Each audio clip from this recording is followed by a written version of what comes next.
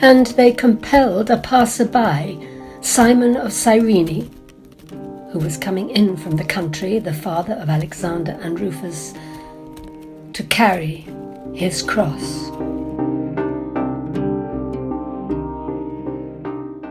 I remember him. My name? Simon.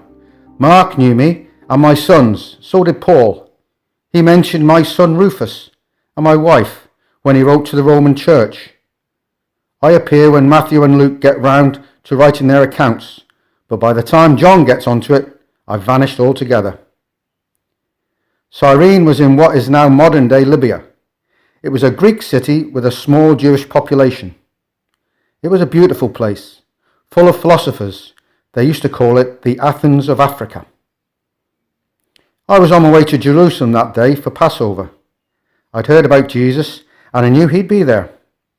I was hoping to hear what he had to say. Like I say, I came from a city of philosophers. There were always new ideas buzzing around. In the cafes and bazaars, people would discuss the deepest topics.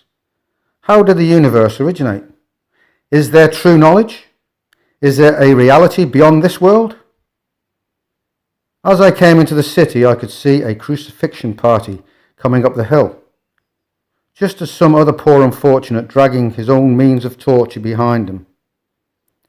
It's a horrible, inhumane way to die.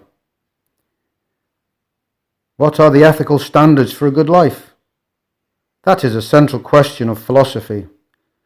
The way the Romans behaved with their subject peoples flouted those demands. Crucifying those they class as terrorists or insurgents is an act of terror, a means of ruling through fear. As I got nearer, I could hear the crowd jeering, real hatred in their voices, hatred that comes from having been let down, hatred and scorn and fear that you might be next. Their victim looked as though he couldn't go on. Seemed to me that he'd lost a lot of blood too, was probably going into shock, the extremities going white, the body closing down. I wondered how he'd managed to get this far. Before I knew it, the Roman soldiers had grabbed me. The Roman soldiers knew their trade, didn't want a dead man on their hands, didn't want to give him that luxury before they'd had a chance to nail him up. So they made me carry the cross. It was heavy, full of splinters and slippery with his blood. I was scared, really scared. How had I got into this? I was frightened the drunken troops might crucify me by accident, but there was no way out. They kicked me and forced me on. The victim was dragged in chains right beside me, head down, breathing hard, trying to overcome the pain. I didn't know who he was. A revolutionary? An activist? A slave who tried to escape? Who knows? As I said, there were lots of crucifixions. But I could hear him mumbling, and I realised he was praying. He was praying all the time. Know who you're carrying that cross for? The Roman sergeant punched me on the arm as he spoke. No, I said. I've never seen him before. That's Jesus, that is. King of the Jews.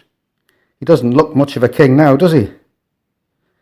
There was a sycophantic laughter from his troops. One of the soldiers shouted, "Hey, Sergeant, do you reckon we'll get to see this kingdom of his? He says it's about to appear any moment." "All right, soldier, that'll do," the sergeant growled. "And get those women back over there. I want this done quickly, or there'll be trouble later." The soldiers moved off then to push the crowd back, hitting them with truncheons if they moved too slowly.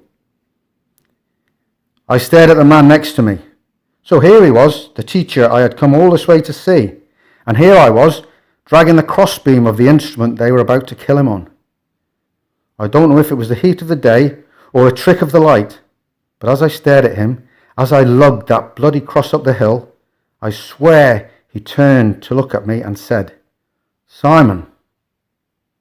He said my name. Right there in the midst of all that violence and hatred and jeering and blood, he said, "Simon," and no more.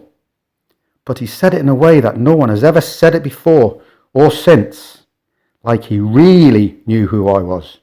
But how could he? I didn't know him. I'd never met him before in my life. And when he said my name, the fear subsided. I knew I could do this one last thing for him right at the end of his life. And his eyes, they were so kind, so full of sorrow, like he cared for the people who were doing this to him, like he was praying for them. When we got to Golgotha, they dragged him on and forced me down to the ground.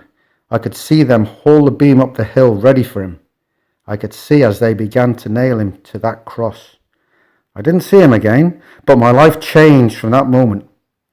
You can read about me later on in the story in Acts chapter 11. I'm there, one of the Cyrene missionaries who speaks to the Greeks. Who was he?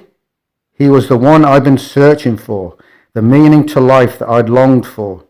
I'd wanted to meet Jesus, and I did, on a blood-soaked afternoon, right before the sky turned black.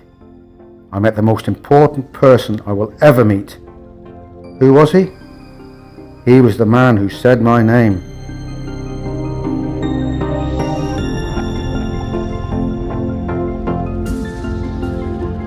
Who am I, Simon, that I know your name and call you from the restless wanderings of your soul?